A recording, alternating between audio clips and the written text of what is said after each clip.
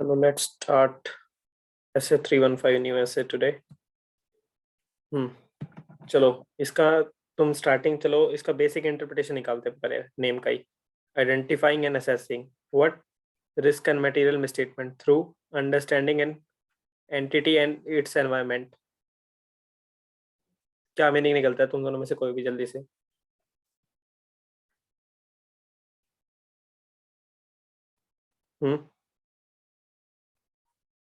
What's the interpretation of this?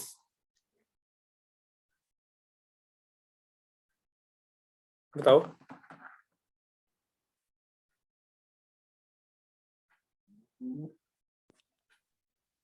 Hello. Yes. Yeah, sorry. I was not near my phone. So can you please repeat? What did you say? I'm saying what's the interpretation of this name of the essay? According to you. Identifying and assessing the risk of material misstatement through understanding the entity and its environment. So basically, while doing audit procedures, to apply while doing audit procedures. Sorry, I'm really sorry. So while deciding what audit procedures to be conducted, risk assessment procedures are done risk assessment procedures are those procedures which are used to identify the ROMM, that is risk of material misstatement, through understanding the entity and its environment, which will help us in deciding the further audit procedures which is to be conducted. So this essay tells us that what all are the risks of material misstatement, which will help in essay 330 while correct. I hope I'm correct. Correct. Absolutely. So, okay, according to both of you, what should be the procedures? Like how you can obtain the understanding of entity and its environment? Tell me. Let's jot down firstly through how you can obtain the understanding. By understanding the external and internal factors, like within the environment which the company is working, then the laws and regulations. Okay, then good. By talking to the employees or the management of the entity. So management के साथ interaction. Okay, good. And third, laws and regulation, LNR. Next, anyone? Fourth point.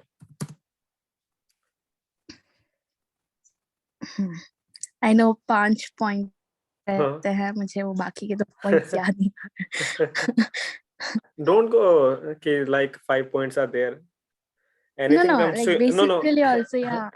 These are the anything. Points which I got in my mind right after I learned. But I do remember that question as well. So, yeah. Radhika and Mudit, do you know how you can obtain the understanding of entity and its environment?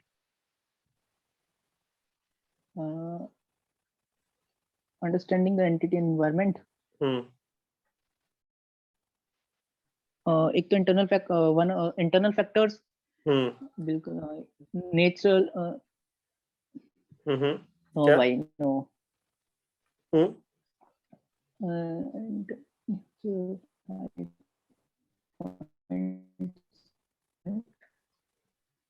Not remember. Radhika.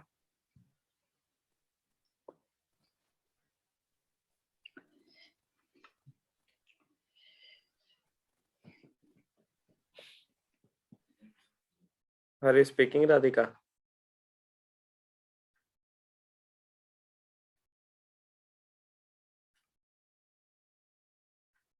Voice is not audible to me, or is she speaking? Wait, what's the chat? Voice नहीं आ रही.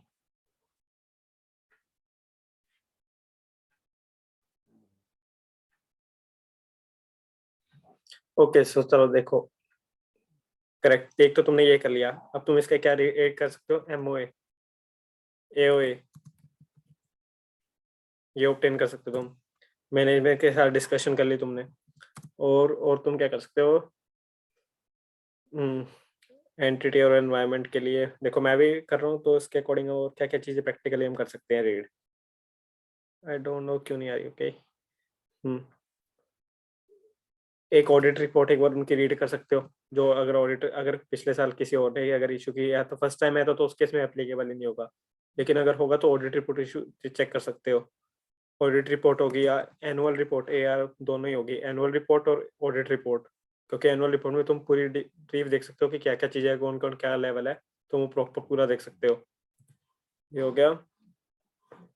और main तुम जैसे अगर करना चाहो तो engagement letter से वैसे इतना तो नहीं, मेन तो यही फैक्टर्स है हमारे इसके कि हम ये सारी चीजें चेक करनी होंगी, और देखते हैं ऐसे हम क्या और चीज बताता है पूरी डिफाइन करता है हमें। चलो लेट्स स्टार्ट। ऐसे 315 this standards deal with the auditor responsibility. देखो हर से ऐसे देखो स्टार्टिंग में लिखते हैं ना ऑडिटर की क्या रिस्पॉन्सिबिलिटी है, वो सबसे पहले यही बताता है हमें कि ऑडिटर की क्या रिस्पॉन्सिबिलिटी है, क्या करना है, आइडेंटिफाई एंड एसेस करना है रिस्क ऑफ मटेरियल मिसस्टेटमेंट को, कहाँ पे, फाइनेंशियल स्टेटमेंट्स में, and through how understanding an environment including entities internal control. देखो जो इंटरनल फैक्टर का था वो कंट्रोल्स आ गए उसी के अंदर, इंटरनल फैक्टर से मैंने उसी कंट्रोल क्या आ जाएगा वहाँ पे। तो हमें क्या करना है, ऑडिटर की रिस्पॉन्सिबिलिटी है आइडेंटिफाई एंड एसेस करना, रिस्क कहाँ कहाँ पे होगा, फाइनेंशियल स्टेटमेंट्स में, क्योंकि हम फाइनेंशियल स्टेटमेंट के ऑडिट करें तो उससे रिलेटेड जहाँ जहाँ भी रिस्क हो सकता है हम वो चेक करेंगे। और कैसे करेंगे, पहले सबसे पहले करेंगे understanding of entity and its environment, उसके बाद हम उसके उसी के अंदर इंक्लूडेड है उसका इंटरनल कंट्रोल भी। और वह भी ये नहीं है कि सारी चीज़ें रेलिवेंट होगी इंटरनल कंट्रोल में, जो रेलिवेंट टू हमारी फाइनेंशियल रिपोर्टिंग या फिर कोई AFRF जो भी हमारा होगा जो फाइनेंशियल स्टेटमेंट से इफेक्ट कर रहा होगा वो effective date no requirement. Objective of auditor is to identify and वही risk of material misstatement due to fraud or error at financial statement transaction level through understanding same again through including entities internal control, thereby providing a, ये देखो यहाँ से, therefore providing a basis for what, designing and implementing responses। देखो जो तुम कह रही थी ना वही कैसे 330 के लिए काम आएगा, वही आ गया यहाँ पे, बेसिस किसके लिए, designing and implementing responses to assess risk, जो तुमने असेस किए रिस्क को उनके लिए आगे काम आएगा ये, मतलब ऐसे 330 के लिए हेल्प करेगा हम ये।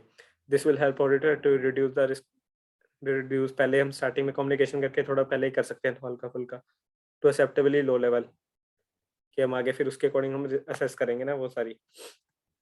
इसके अंदर भी कितने 5 टर्म्स है ना, चलो इतना डिफाइन करते हैं आज। देखो सबसे पहले असर्शंस क्या होती हैं, डेफिनेशन बता रहा है, 5 डेफिनेशंस है। असर्शन, रिप्रेजेंटेशन बाय मैनेजमेंट, क्या रिप्रेजेंटेशन बाय मैनेजमेंट, एक्सप्लिसिट और अदरवाइज, मतलब एक्सप्लिसिट या तो सामने दिख रही है या फिर कैसे और दिख रही है, that are embedded in the financial statements, जैसे तुमने वो चेक किया था ना TBD, transaction balances, account balance and disclosure, उसके अंदर जो फर्दर आती है अकरेंस वगैरह, देखो क्या होती है, देखो एम्बेडेड, मतलब ऑलरेडी ऐसे बाहर से दिखती नहीं है लेकिन वो एम्बेडेड होती है, पहले ही घुसी होती है वो उसके अंदर डायरेक्टली, कहाँ पे, फाइनेंशियल स्टेटमेंट के अंदर, जैसे तुम देखते हैं ना वो इनवॉइसिंग करेंस होगी, कट ऑफ प्रोसीजर हो गए वो सारा, तो वो सारी चीजें ऑटोमेटिकली एम्बेडेड होती है उसके अंदर फाइनेंशियल स्टेटमेंट के अंदर।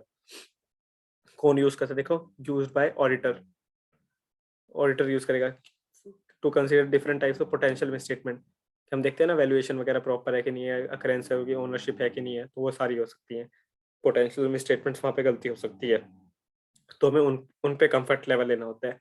कि जैसे अगर तुम कहीं भी ऑडिट करने जा रहे हो ना, देखो अगर तुम्हारे पास फर्स्ट टाइम अगर ऑडिट कर रहे हो ना, तो पहले अपना खुद एक एक्सेल में ना अपनी खुद की बना के रखो, कि मान लो जैसे अगर तुम एक्सपेंस की कर रहे हो, कोई भी एक्सपेंस लो, उसके उस पे कौन कौन से एजर्शन लगते हैं, उस जैसे उस एजर्शन तो हर पे वो एक्सपेंस पे सेम ही लगेंगे क्योंकि प्रॉफिट एंड लॉस आइटम है, तो उस पे एक अपनी बताऊँ अपनी एक्सेल शीट अभी से मेंटेन करके रखो, कि एक एक्सपेंस लिख लिया, उसके 5 टाइप के एजर्शन लिख लिए तुमने, ठीक है, हर एक्सपेंस के आगे नीचे 5 उसके एजर्शन, वो तुम उस पर कैसे चेक करोगे उसको, ये अभी से साथ साथ लिखते चलोगे ना, तुम्हें बहुत प्रैक्टिकली फिर जब तुम करोगे ना बहुत काम आएगी ये चीज़ तुम्हें स्टार्टिंग से, कि तुम्हें पता होगा हाँ, ये एक्सपेंस है, मेरे को क्या क्या चीज़ चेक करनी है।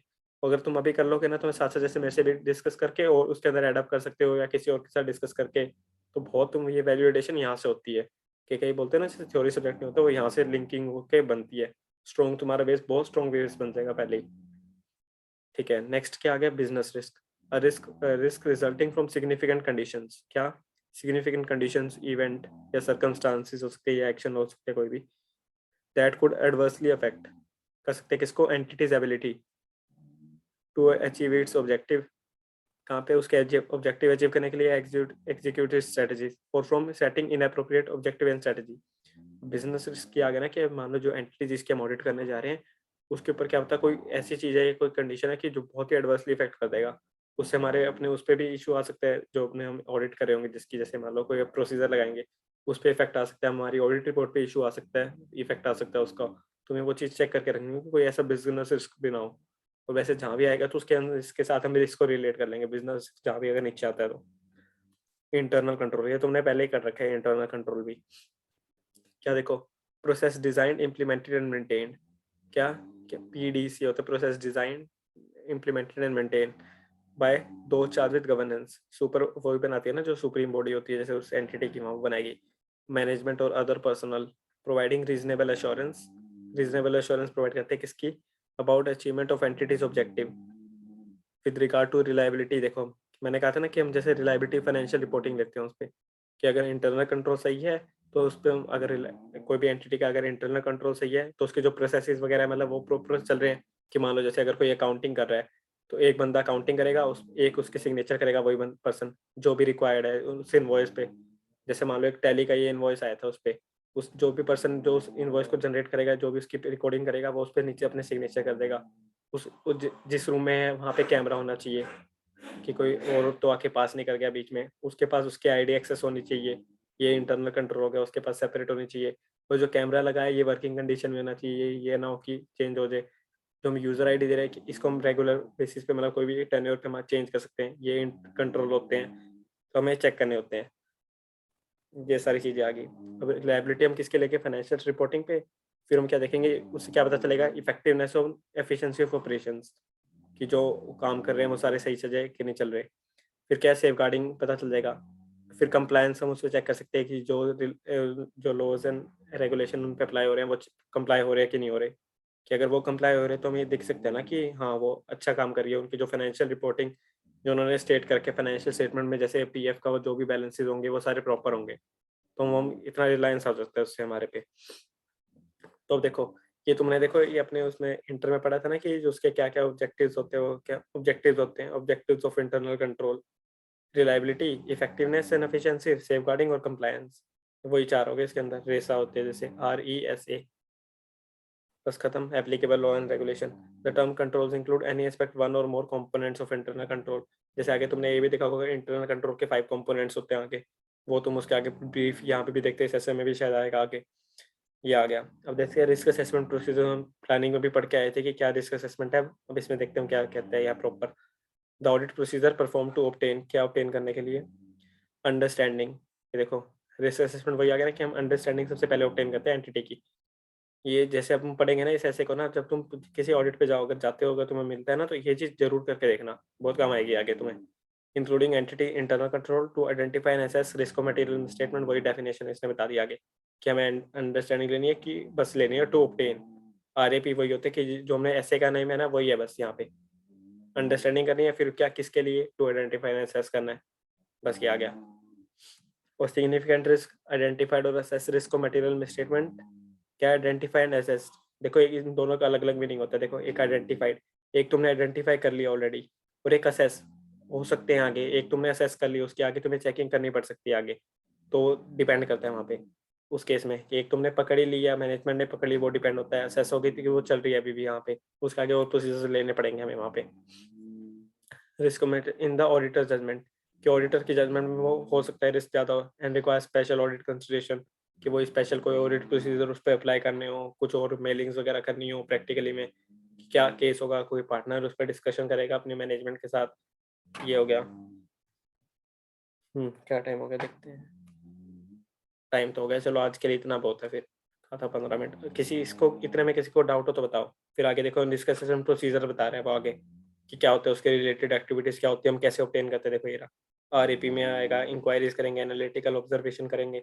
देखो ये यहाँ से प्रैक्टिकल ऐसे और भी शुरू हो जाएगा, यहाँ से देखना। ये इतने में आज किसी को डाउट हो तो बताओ। कि हमने देखो अभी तो बेसिक अभी बिल्कुल स्टार्ट किया इससे अपन ने कि क्या क्या चीज़ें करनी होती है, थोड़ा बहुत हमने वो आइडिया लिया बस अभी। No clear, okay, anyone else. कल हम अब ये स्टार्ट करेंगे कि रिस्क असेसमेंट उसके रिलेटेड एक्टिविटीज क्या क्या होती है वहाँ पे। ये तुम यहाँ से देख सकते हो, देखो ये रहा इंक्वायरीज, एनालिटिकल, ऑब्जर्वेशन एंड उसके इंस्पेक्शन। देखो और देखो ये चीज देखोगे ना उसके साइड में, देखो हर पे एक एक एनेक्शर, कितने एनेक्शर दे रखे हैं देखो। इंक्वायरीज पे 6 एनेक्शर्स है, एनालिटिकल पे 4 एनेक्शर्स है, यहाँ पे ऑब्जर्वेशन इंस्पेक्शन पे 1 एनेक्शर दे रखा हमें। देखो ऐसे कितने मजे आएंगे देखना। तो मैं नेक्स्ट जब रीड करोगे ना इसके कितने प्रैक्टिकल, देखो एग्जांपल वहाँ पे और बता रखे होंगे कि प्रैक्टिकली कैसे करते हैं वहाँ पे। तो इसको हम कल करेंगे यहाँ से, क्योंकि ये अलग टॉपिक ही शुरू हो जाएगा यहाँ से अब। चलो, किसी को कोई डाउट नहीं है तो करते हैं फिर वाइंड अप आज का। You said you would say something to be done before articles. Before articles?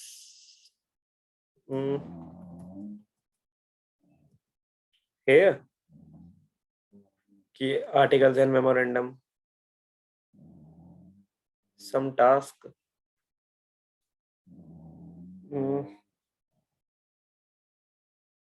अच्छा, कि वो टास्क में कह रहा था कि एजर्शन वाला, वो वाला कह रहे हो क्या तुम? कि एजर्शन मैंने कहा था कि एजर्शन वाला, वो वाला।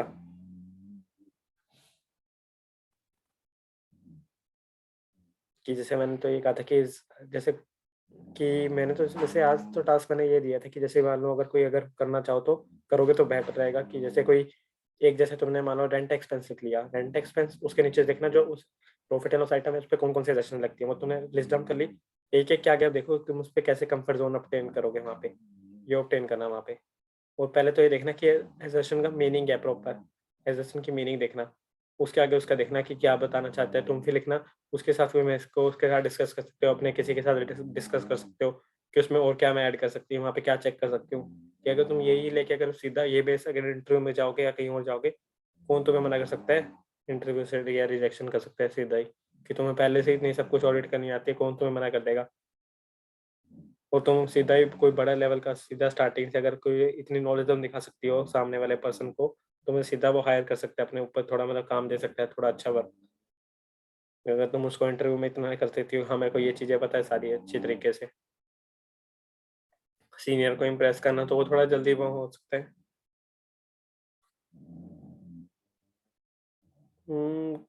ऑडिट टास्क मैंने कोई मैं ग्रुप में भी नहीं लिखा होगा। ऑडिट टास्क ऐसा तो नहीं था कोई। ओके, ये करोगे ना मतलब बिल्कुल समय प्रॉपर प्रैक्टिकली चीज तुम्हें अप्लाई करनी आ जाएगी वहाँ पे, अगर तुमने ये प्रॉपर कर लिया ना। कि जैसे मैं, तुम इतना तो वैसे समझ ही गए होगे, तो मैं वैसे यही कह रहा था